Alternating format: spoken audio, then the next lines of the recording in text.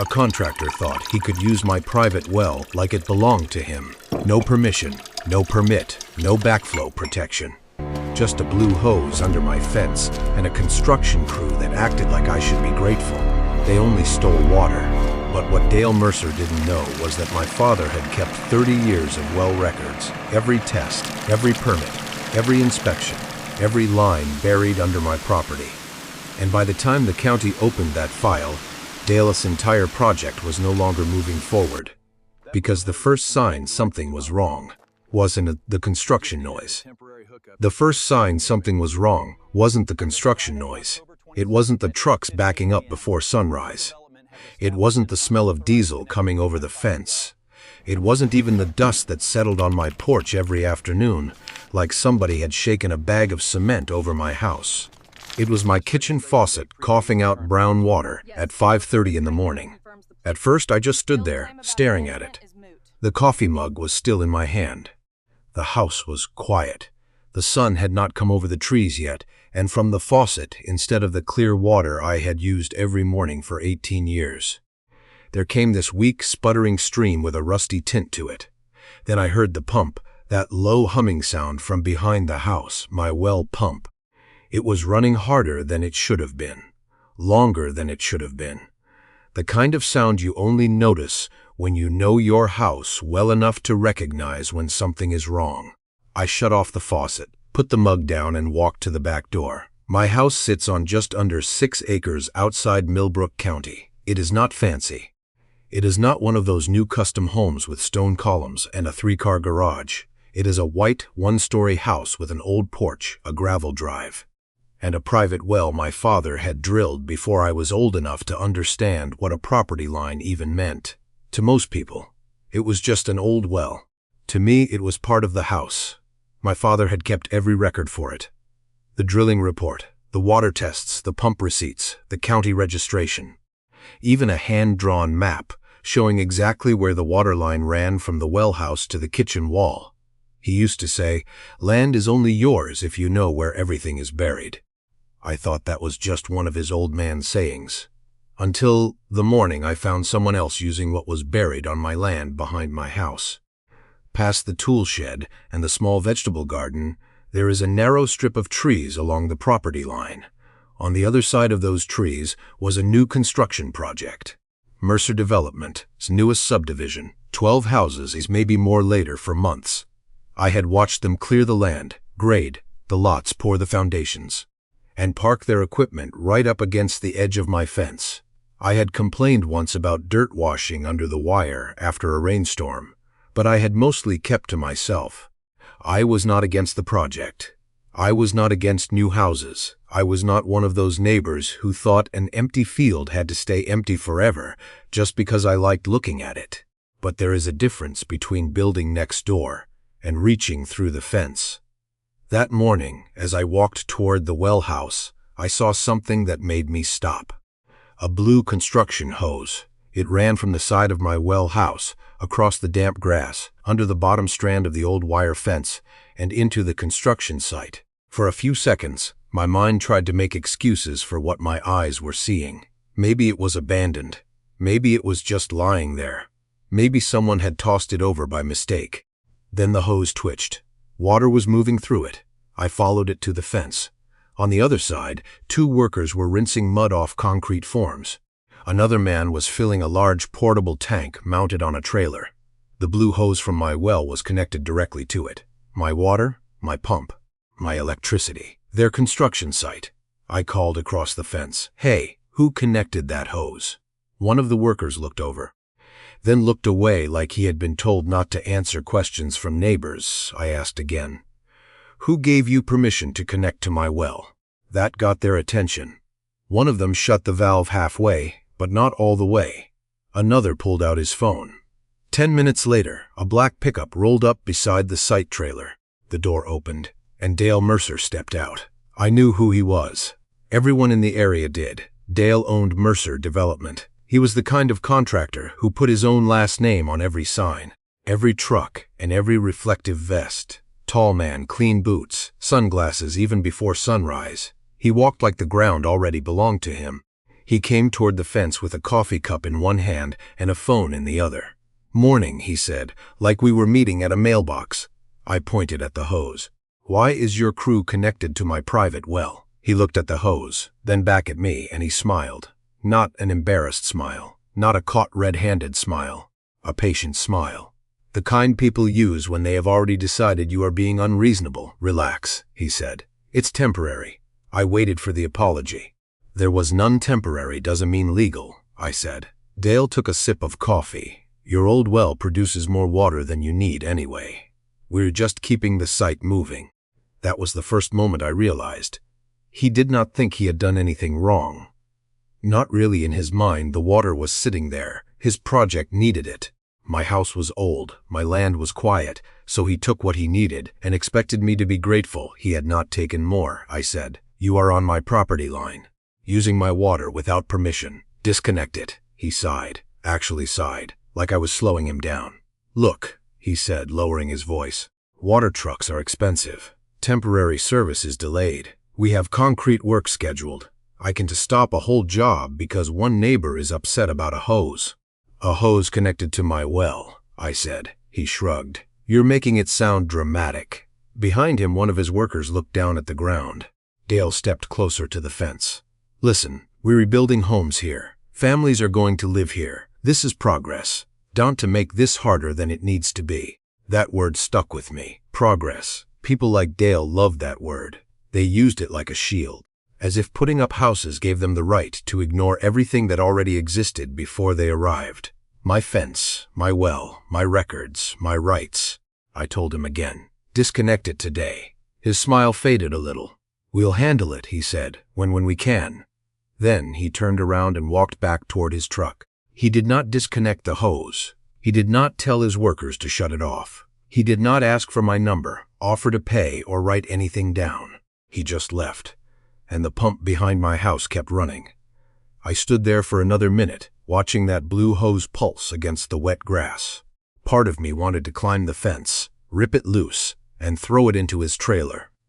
But my father's voice came back to me. "Land is only yours if you know where everything is buried." So I did not touch the hose. I took out my phone. I took a picture of the connection at the well house. I took a picture of the hose under the fence. I took a picture of the workers using the water. I took a picture of Dale's black pickup parked beside the trailer. Then I recorded a video. Date, time, location, hose, pump running, construction site. I said every word out loud so the audio would capture it. "This is my private well. This hose is connected without my permission. The hose runs under my fence to Mercer Development's construction site." While I was recording, Dale looked back at me from across the site. This time he was not smiling good, because that was Dale. Mercer first mistake. He thought the pipe was the problem. He thought, if he ignored me long enough, I would get tired, get intimidated, or get used to it. He thought I was just a homeowner with an old well and a complaint. What he did not understand was that the pipe was not the problem. The pipe was the first piece of evidence, and by the end of that week, that evidence would lead to the one thing Dale Mercer feared more than delays, more than angry neighbors, and more than paying for water trucks: county records. I sent the first email at 7:04 that morning. Not a text message, not a voicemail, not another conversation over the fence that Dale could later pretend never happened. An email, subject line, "Unauthorized connection to private well." I kept it short. "Mr. Mercer, your crew has connected a construction hose to my private residential well without permission. The hose crosses my property line and is being used to supply water to your construction site. You are not authorized to access or use my well, pump, electricity, or water system. Remove the connection immediately and confirm in writing." I attached 4 photos. Then I hit send for the next hour. Nothing changed. The pump kept running. The hose stayed under the fence. The workers kept using my water like it came from a public hydrant. At 8:26, Dale replied. Not with an apology, not with a promise to remove it, just one sentence: "We take care of it when temporary water is available." I read that sentence twice, then a third time, because hidden inside those 9 words was the first real admission. He knew the temporary water was not available. He knew they needed another source, and he knew they were using mine until they could get one. I printed the email. That might sound old-fashioned, but my father had taught me another habit. If something matters, keep it in more than one place, so I saved it as a PDF, forwarded it to myself, printed a copy, and put it in a folder on the kitchen table. That folder did not have a name yet. By the end of the day, it would. I did not go back outside and yell. I did not threaten to call the police. I did not cut the hose. What I did was walk out to the tool shed and take down the small trail camera I used for deer near the back pasture. Then I mounted it inside the shed window, aimed straight at the well house. After that, I set up an old security camera on the back porch, angled toward the fence line. One camera showed the hose. The other showed anyone coming through or near the gap in the trees. At 10:11, the first useful clip came in. A Mercer worker walked along the fence, stepped over the low wire onto my side, checked the hose connection near the well house, and turned the valve wider. He did it like he had done it before. No hesitation, no confusion, no looking around for permission. Just walked onto my land, adjusted my water line, and went back to work. That was when my irritation turned into something colder. Because a mistake happens once, a misunderstanding happens when someone believes they have permission. But this was a routine. By noon, I had 3 clips. By 2:00, I had 5 by sunset. I had footage of 2 different workers crossing the property line, one worker adjusting the hose, and Dale himself standing close enough to see exactly where that hose came from. He could not say he did not know. Not anymore that evening. I checked my well pump breaker box. The little meter I had installed years ago for tracking pump usage showed more runtime in one day than I usually saw in a week. I took a photo of that too. Then I opened my utility account and pulled the previous 3 months of electric bills. I compared the average usage to that week's projected usage. It was not perfect evidence, but it told a story. And stories are harder to dismiss when every piece points in the same direction. The next morning, the water in my kitchen was clearer, but it had a faint metallic smell. Maybe it was nothing. Maybe sediment had been stirred up because the pump had been running too hard. Maybe the sudden heavy draw from the well changed pressure in the system. I did not know, and because I did not know, I did not guess. I collected samples. I drove 38 minutes to a certified water testing lab in the next town. The woman at the front desk handed me 2 sterile bottles, a form, and instructions. "Don't touch the inside of the cap," she said. "Don't rinse the bottle. Fill it exactly to the line. Keep it cold. Bring it back within the holding time." I followed every instruction. One sample came from my kitchen faucet. The other came from the outside spigot closest to the well line. I labeled both with the time, date, and location. When I dropped them off, the woman asked why I was testing. I told her a contractor had connected to my private well without authorization. She stopped writing for a second. Then she looked up and said, "Do you have photos?" I said yes. She nodded once. "Keep them." That was the second person in 24 hours who had told me. In their own quiet way, that documentation mattered. On the way home, I called the Millbrook County Building Office. I did not accuse anyone at first. I simply asked if I could review the permit file for Mercer Development, S subdivision next to my property. The clerk asked for the project address. I gave it to her. I heard typing in the background. Then she said, "There is an active building permit and site development permit." I asked, "Does the file show an approved temporary water source?" More typing, a pause. Then she said, "The notes say temporary water service to be provided by approved supplier." I pulled into a gas station parking lot and wrote that down. Approved supplier. Not private neighbor's well, not hose under fence, not whatever Dale could reach before sunrise, I asked. Would that include connecting to a private residential well on an adjacent property?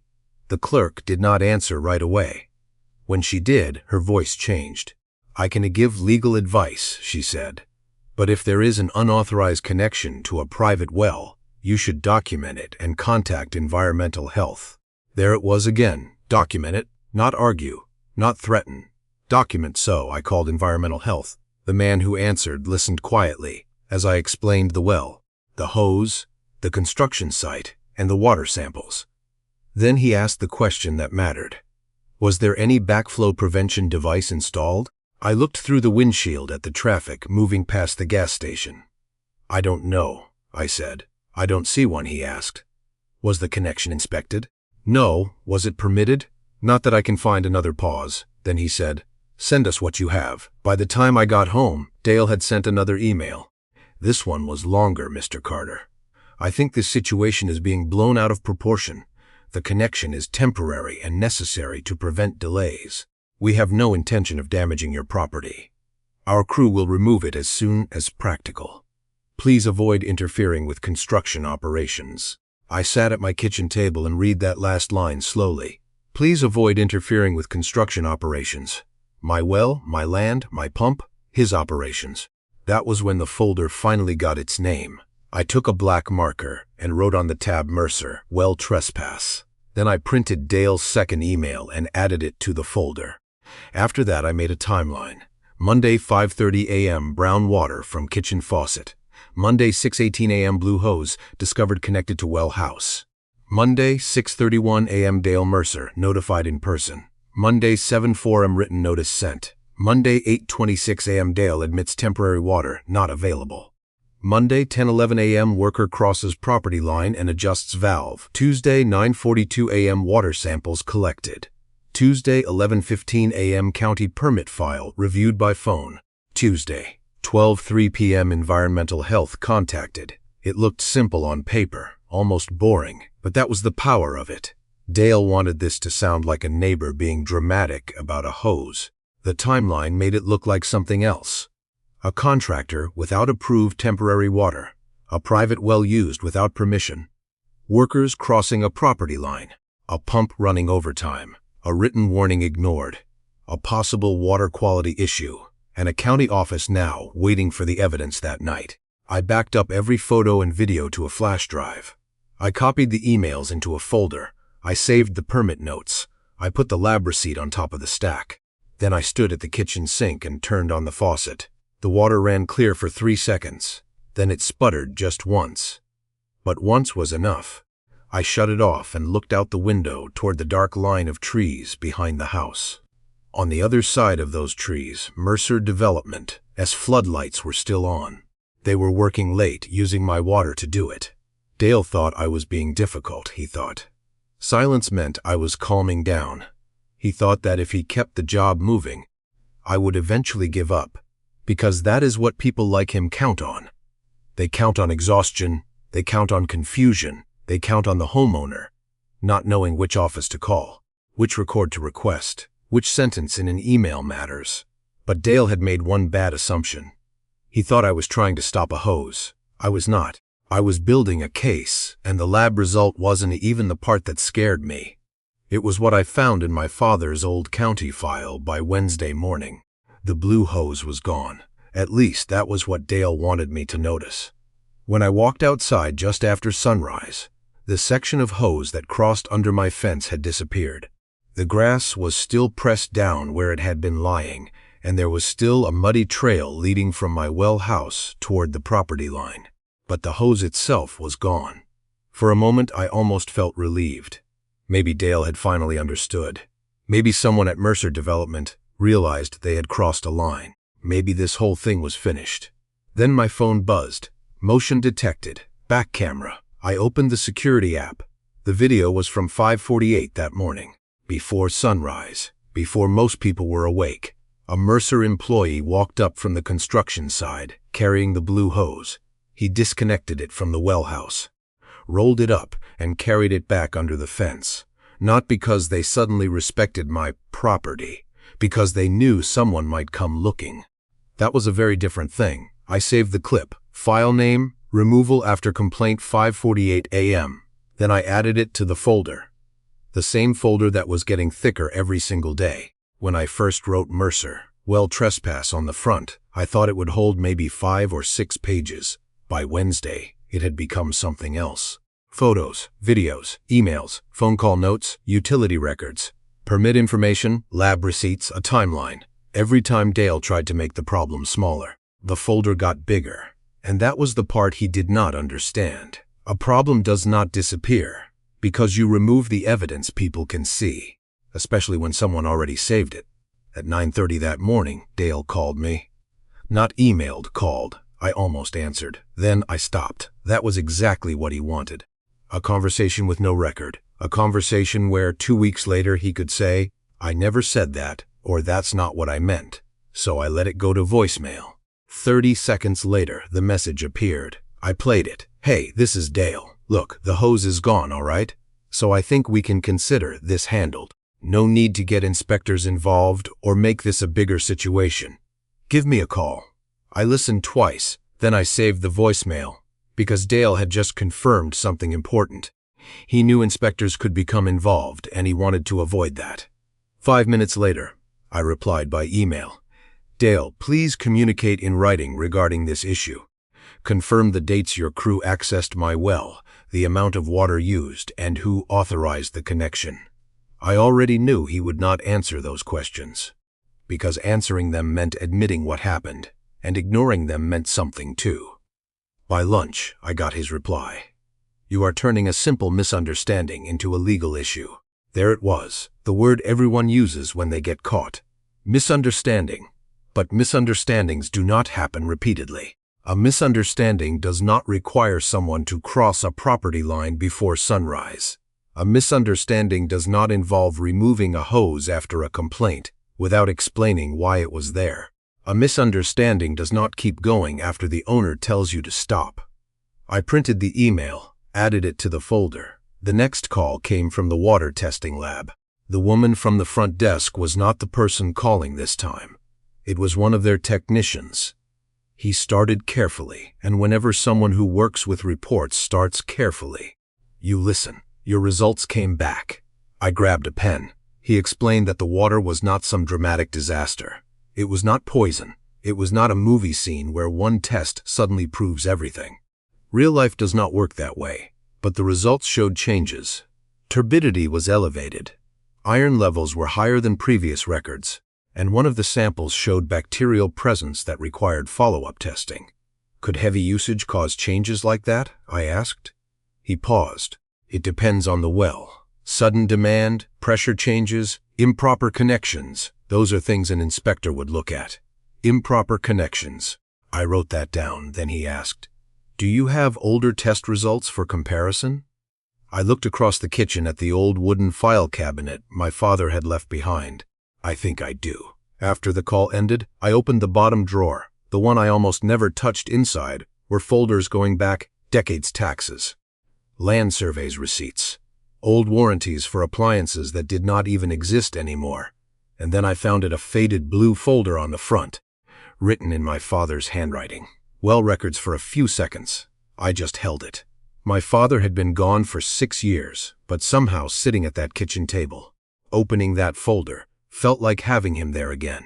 Inside was everything: the original drilling record, pump installation details, a diagram of the underground line, annual water tests, maintenance reports, even handwritten notes. Most people would call it excessive. Dale probably would have. But Dale was the kind of person who saw old records as useless paper. My father saw them as protection, and that afternoon I found out why. Near the back of the folder was a document from the county. It was attached to the original well registration. One section was highlighted. My father had highlighted it. The note explained that any outside connection to the system required proper approval, backflow protection, and owner authorization.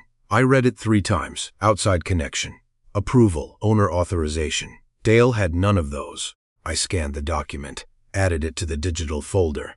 Then I sent everything to environmental health. Not an angry message, not accusations. Just facts, photos, videos, timeline, water test, permit, notes, well records. At 4:12 p.m. I received a reply. "Thank you for providing this information. We will review and follow up." That was all it said. 1 sentence. But it changed everything. Because now this was no longer just between me and Dale. It was in the system. And people like Dale hate systems. Because systems have records. Records have dates. Dates create timelines. And timelines tell stories people cannot easily rewrite. The next morning, Dale showed up at my front gate. Not the fence. The front gate. That told me something. He no longer wanted his workers listening. I walked outside, but left the gate closed. He forced a smile. Come on, we're neighbors. We don't need the county involved. Interesting. 2 days earlier, I was just a difficult homeowner. Now we were neighbors. I said nothing, so he continued. I removed the hose. Problem solved. I shook my head. The problem was never just the hose. His expression changed, just slightly. What does that mean? It means I sent the records. What records? That was the first time I saw it. Concern. Not fear yet, but the moment when confidence starts cracking, because Dale suddenly realized there were things he did not know. He knew construction. He knew schedules. He knew how to pressure people. But he did not know my property. He did not know my well. And he definitely did not know my father kept 30 years of paperwork in a blue folder at the bottom of a cabinet. What exactly did you send? He asked. I looked at him the truth. For the first time since I met him, Dale Mercer walked away without having the last word that evening. I added one more note to the timeline. Thursday, 8:14 a.m. Dale asks what records were sent. Then I closed the folder. It was no longer a complaint. It was no longer a neighbor dispute. It was no longer about a blue hose. Dale thought he borrowed water, but what he actually did was put his entire project under a microscope. And once the county started looking, they found more than just my well. The county truck arrived at 9:17 on a Tuesday morning. I remember the time, because I had been standing by the kitchen window since 8. Not because anyone told me they were coming. They had not. The email from Environmental Health had only said they would review and follow up. That could have meant a phone call. It could have meant a letter. It could have meant nothing for 2 weeks.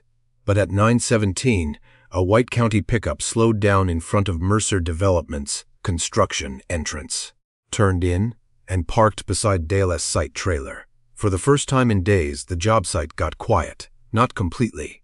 A saw still ran somewhere near the framing crew. A machine still beeped as it backed up near the far lot. But around the trailer, men stopped moving. Then another vehicle pulled in, a dark SUV with the county seal on the door. That was when I knew this was not just one inspector doing a quick drive-by. I grabbed my folder and walked outside. Dale saw me before I reached the fence. He was standing near the trailer with his arms crossed, talking to a man in a hard hat and a woman holding a clipboard. When he noticed me, his jaw tightened. No smile this time, no coffee cup, no relax. Just that look people get when they realize the person they dismissed has become part of the official record. The woman with the clipboard introduced herself as Karen Ellis from Environmental Health. The man in the hard hat was Building Inspector Mark Hensley. Karen asked. If I was the property owner who submitted the complaint, I said yes. Dale immediately cut in. There's no complaint anymore. The hose was removed. Karen looked at him. That is not what I asked. That was the first crack, small but clear. Dale was used to controlling conversations. He was used to talking over workers, neighbors, clerks, anyone he thought he could push past. Karen did not move. She asked again. Are you the property owner who submitted the documentation?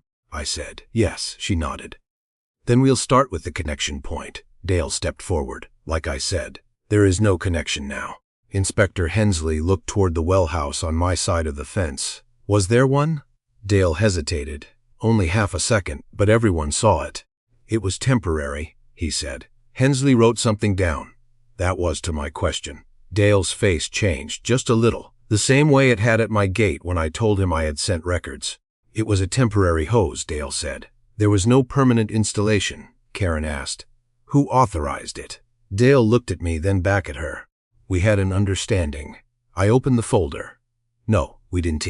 I handed Karen the printed email from Monday morning, the one that said in plain English that Mercer Development did not have permission to access or use my well then. I handed her Day's reply. We'll take care of it when temporary water is available. Karen read both pages. Then she passed them to Hensley. Nobody spoke for a few seconds on a construction site. Silence feels strange. There is always supposed to be noise. Engines, nail guns, men shouting measurements. But in that moment, the only sound was paper moving in the wind. Hensley looked at Dale.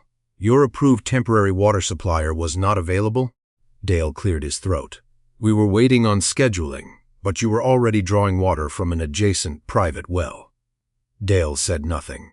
Karen turned to me. "Can you show us where the hose crossed?" I walked them along the fence line. The grass still showed the path, a flattened blue-green trail through the dew. At the bottom of the wire fence, the dirt was scratched where the hose had been dragged back and forth. Near the well house, the fitting still had tool marks on it. I had not touched anything that mattered. Hensley crouched down and photographed the ground. Karen photographed the fitting. Then she asked Dale, "Was a backflow prevention device installed on the connection?" Dale answered too fast.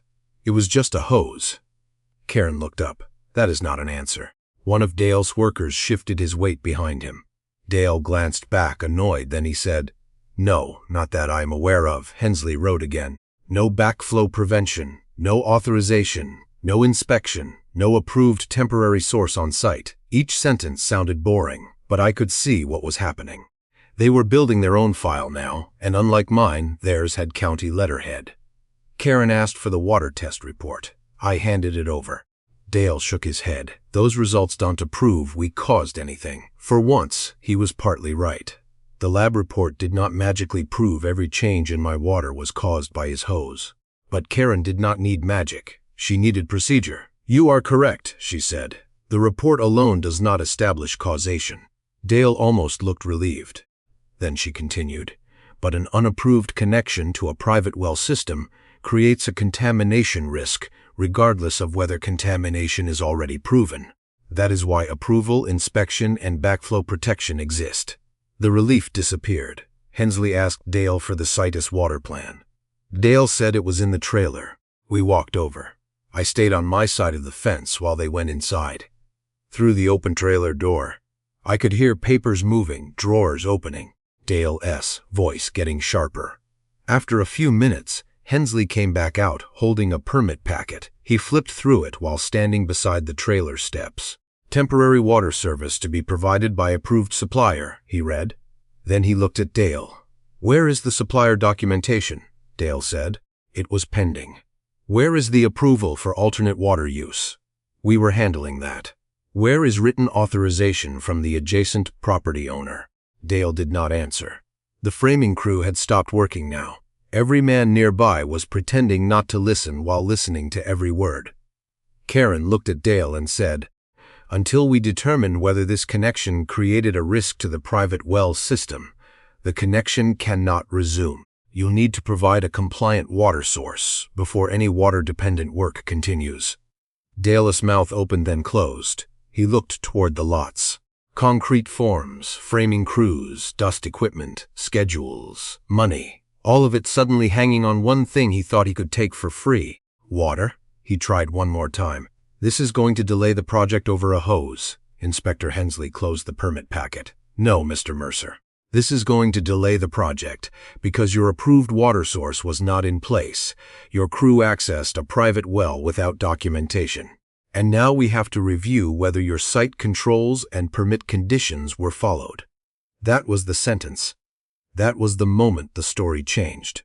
Not because anyone yelled, not because anyone threatened him, because an inspector put the truth into official language. Dale turned toward me. For 1 second, I saw exactly what he wanted to say. He wanted to blame me. He wanted to say I had cost him money. He wanted to say I had made this bigger than it needed to be. But he could not say that in front of the county, so he swallowed it. Karen gave me instructions for follow-up testing. She said the well should be checked. The system should be inspected, and the county would document the complaint. Hensley told Dale that Mercer Development needed to submit proof of a legal temporary water source before certain activities could continue.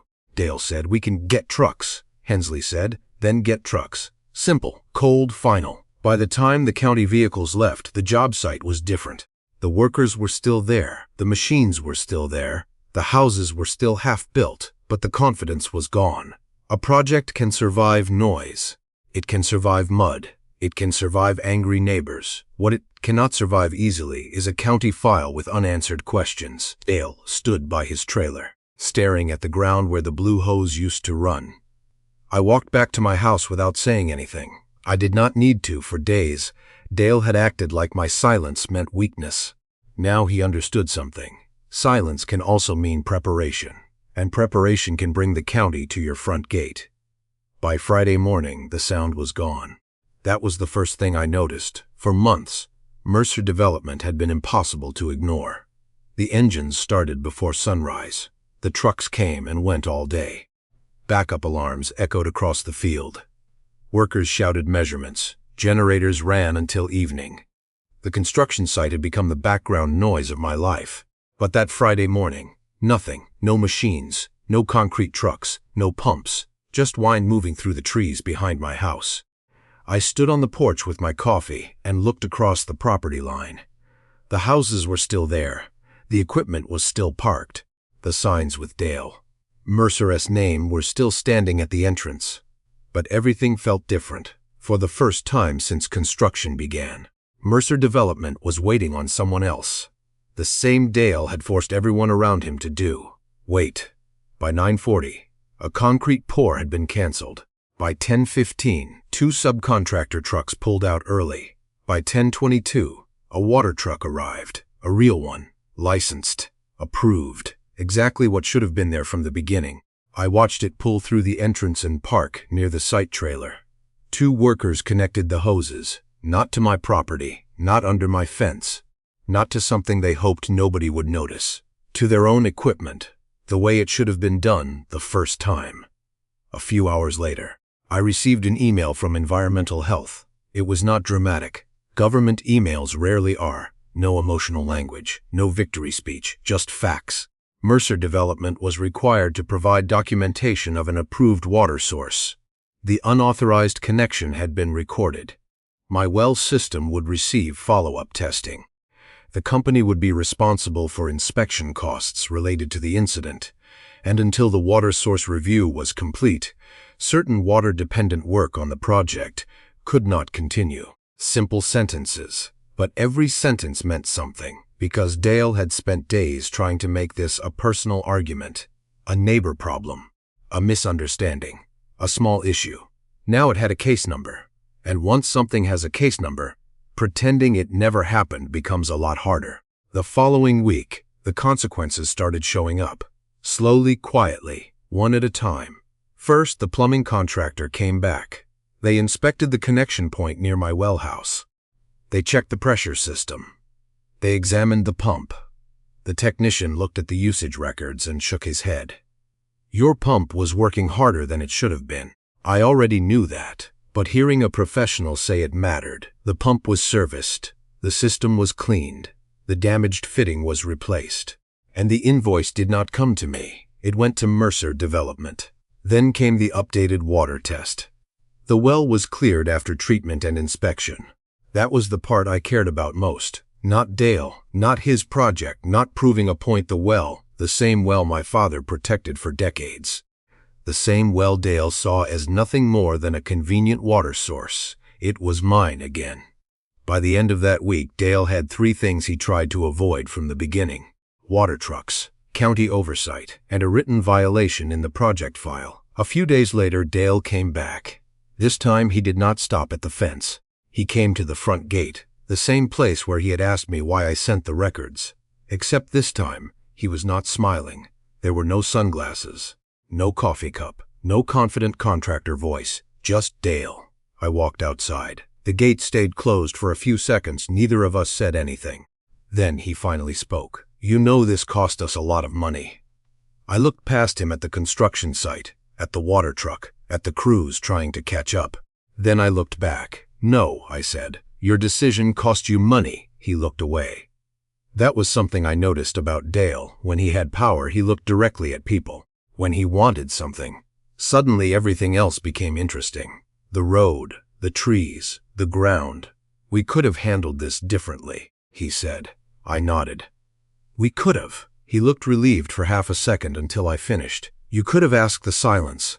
After that was longer than I expected, because there was nothing complicated about it. That was the whole story.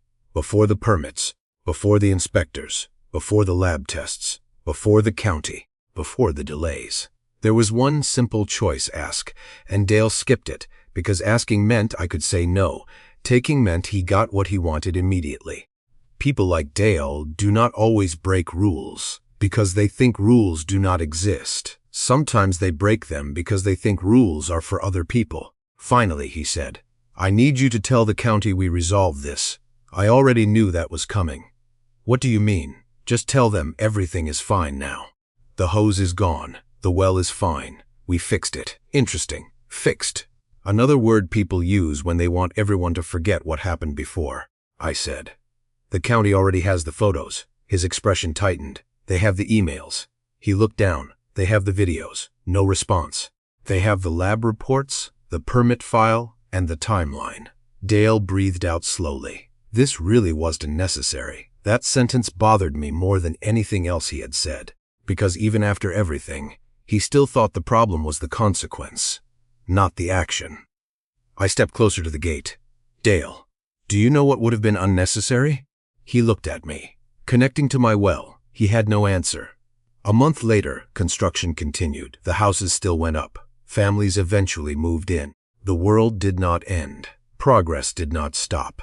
Despite everything, Dale said, following the rules did not destroy his business. It just made him do what he should have done from the start, the right way.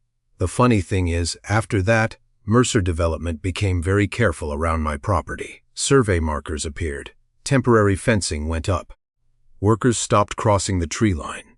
Every contractor who came onto that site seemed to know exactly where my land began. The same boundary they ignored before suddenly became very important, because now they knew something. The quiet house next door was not empty. The old well was not forgotten, and the homeowner they underestimated kept records. A few weeks after everything settled, I opened the old blue folder again, my father Seswell records. The pages were worn, some of the ink was fading, but they had done exactly what he always believed records could do. They protected what belonged to us. I added one more document to the back, the final county report. Then I closed the folder and put it back in the cabinet. The next morning I woke up early, same kitchen, same coffee mug, same faucet. I turned the handle, clear water, steady pressure, no sputtering, no strange color, no pump running endlessly outside, just quiet. Through the window, I could see the construction site in the distance. The water truck was parked near the entrance, right where it belonged. I smiled. Not because Dale lost, that was never the point. I smiled because he finally learned something my father understood 30 years ago. Property is not protected by fences alone. A fence only shows people where the line is. The records prove it. Dale Mercer thought he was borrowing water from an old well. He did not realize every gallon left a record, every email left a trail.